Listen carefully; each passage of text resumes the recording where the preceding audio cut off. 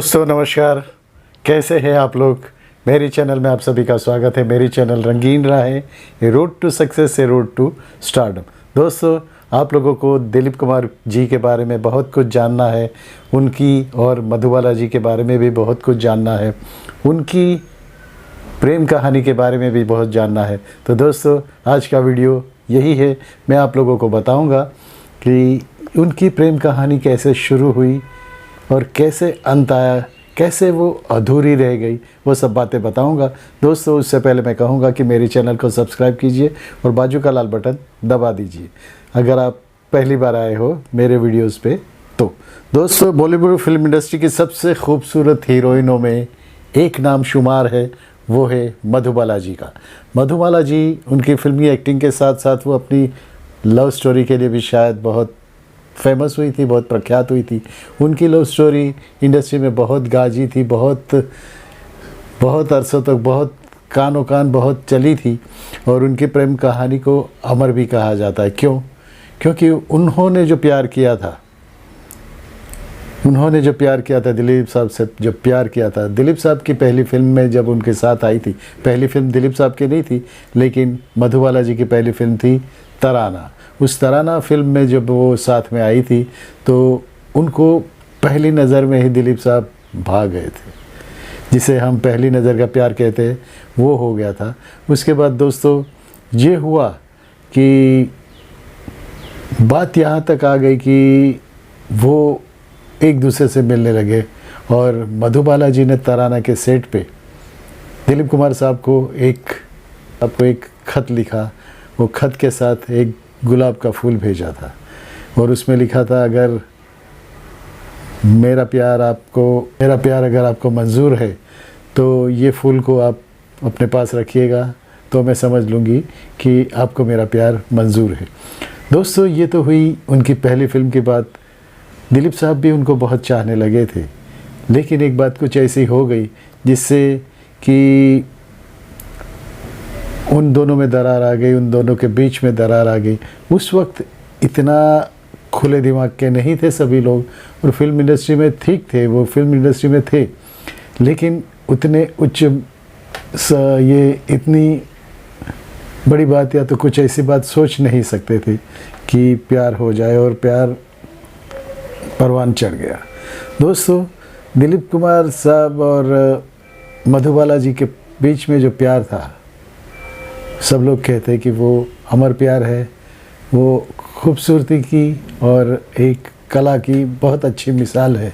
खूबसूरती की मिसाल इसलिए कि मधुबाला जी बहुत खूबसूरत थी, और दरअसल बात ये हुई थी कि नया दौर फिल्म के लिए जब मधुबाला जी को सिलेक्ट किया गया दिलीप कुमार के सामने, तो उनको बाहर जाना पड़ रहा था और शूट के लिए बाहर जाना पड़ रहा था। तो दिलीप कुमार मधुबाला जी के पिताजी अताउल्ला खान, वो नहीं चाहते थे कि मधुबाला जी कहीं बाहर जाए, और क्योंकि वो पहले से ही थोड़े रिजर्व थे और नहीं चाहते थे कि वो बाहर जाए, यानी मुंबई छोड़ के कहीं बाहर जाए, तो उनको गवारा नहीं था। तो मधुबाला जी भी चाहती थी कि दिलीप कुमार के साथ ज़्यादा से ज़्यादा वक्त रहे। नया दौर फिल्म की शूटिंग में ये हो गया, लेकिन बाद में कुछ ऐसा हुआ कि मधुबाला जी को ना बोलना पड़ा और मधुबाला जी नया दौर में से आउट हो गई और वैजयंतीमाला जी आ गई। दोस्तों, इसके लिए ये बात हो गई कि बी आर चोपड़ा को परेशानी का सामना बहुत करना पड़ा। मधुबाला पे उन्होंने 30,000 रुपये का हर्जाना लगा दिया था, क्योंकि उनके पिताजी ने बाहर जाने के लिए ना बोल दिया था। तो जब कोर्ट में ये बात चली, तब दिलीप कुमार साहब ने अताउल्ला खान यानी कि इनके वालिद के सामने गवाही दे दी थी कि नहीं, वो गलत बात की है उन्होंने, और 30,000 रुपये उनको जुर्माना लगा दिया था। दोस्तों, उसके बाद तो ये हुआ कि अताउल्ला खान जैसे दिलीप कुमार साहब को अपना दुश्मन ही समझने लगे। वो बात भी थी। उसके बाद मधुबाला ने पेचअप कराने की बहुत कोशिश की, लेकिन दिलीप कुमार साहब को उन्होंने कहा, जैसे कि मधुबाला जी की बहन मधु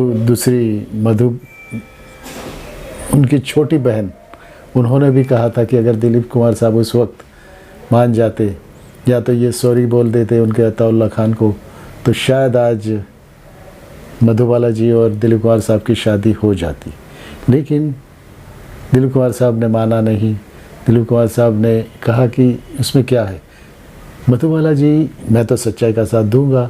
मधुबाला जी तो रोती तड़पती हुई उनसे कहने लगी कि मेरी ज़िंदगी बर्बाद हो जाएगी, आप एक बार सिर्फ सॉरी बोल दीजिए। लेकिन दिलीप साहब भी कहाँ मानने वाले थे, उन्होंने सॉरी नहीं कहा और बात यहीं पे अटक गई थी। उसके बाद तो ये हो गया कि दोनों प्रेमियों को मिलना ही नागवारा हो गया। उन पे अताउल्ला खान की नज़र बनी रहती थी। शूट पे भी वो अताउल्ला खान किसी न किसी को भेजते रहते थे, यानी उन पे जैसे कि एक सख्ती आ गई थी, उन पे बंदिश आ गई थी। तो दोस्तों उसके बाद इनका मिलना कम हो गया।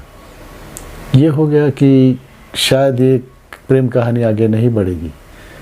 और वैसे में मधुबाला जी ने उस वक्त के बहुत ही होनहार कलाकार, बहुत ही अच्छे गायक किशोर कुमार जी से शादी कर ली। किशोर कुमार जी के साथ शादी करने के बाद 9 साल तक उनकी शादी चली।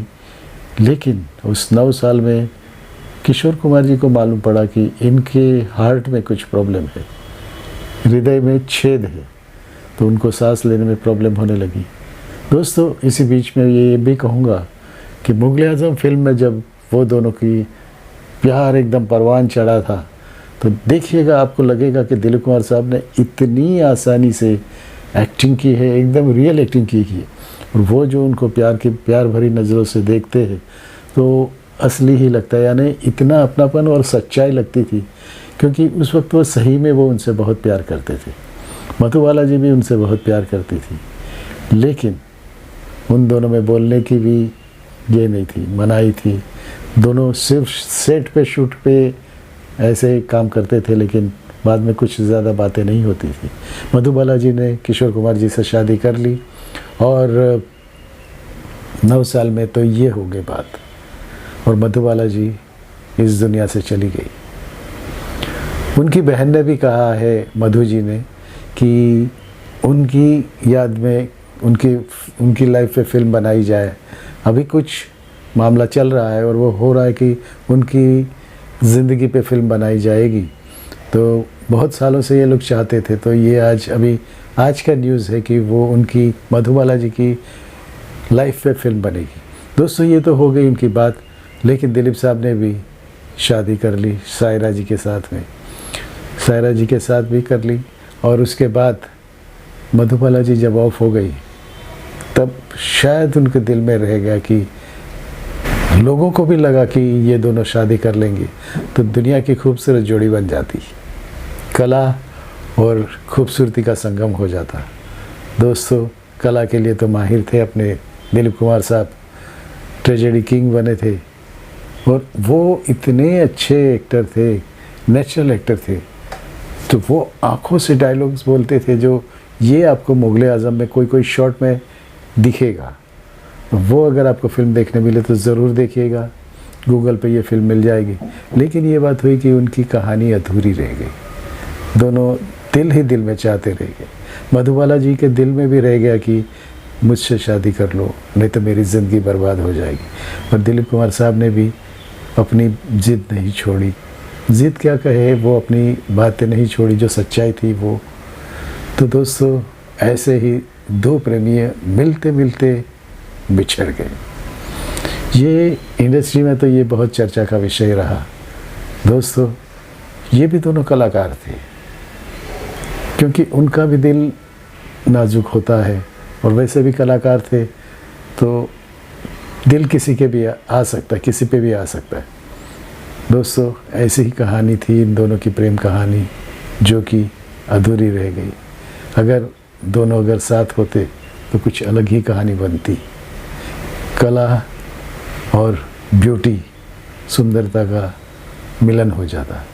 दोस्तों ऐसी अधूरी कहानी दिलीप साहब और मधुबाला जी की थी। मिलते हैं ऐसे ही किसी नए सब्जेक्ट पे। दोस्तों आप लोगों की फरमाइश पे मैं ये वीडियो बना रहा हूँ।